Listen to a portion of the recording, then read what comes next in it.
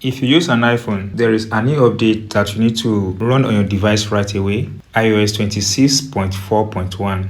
It's about 424.6 megabytes. This might be a little different from what you see. This update provides bug fix for your iPhone. So if you want to get more information, then click on this link and access this page. About Apple security release, so you can take your time and read through all this. Get the latest software update from Apple and lots more if you click on the link on the update page. So to easily update this is very simple.